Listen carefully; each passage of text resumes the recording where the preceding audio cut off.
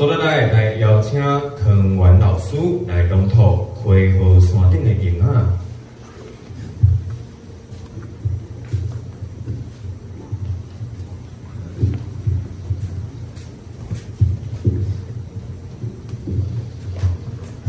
各位时代吼，各位少年家，今仔要念首诗吼，《溪河山顶的鹰仔》，其实是描写着八卦山文化步道。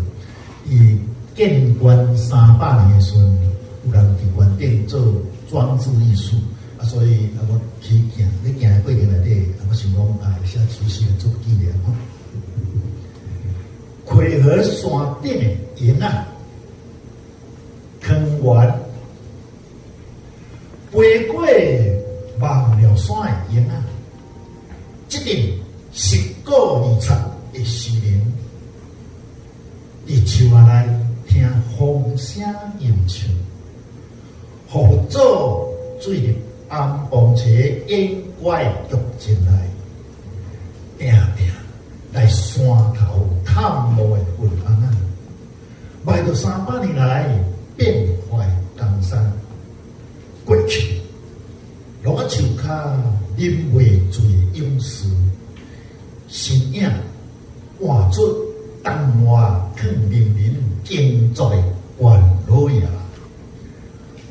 我是道尾画过一条通往河溪，迄条追求公理正义的路途，即嘛。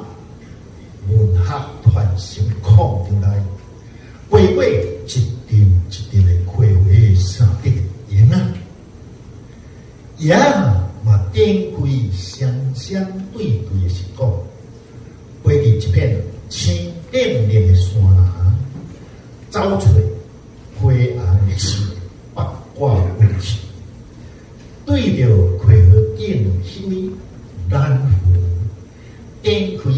青春生命的活水喷泉，创造挂上乾坤的美学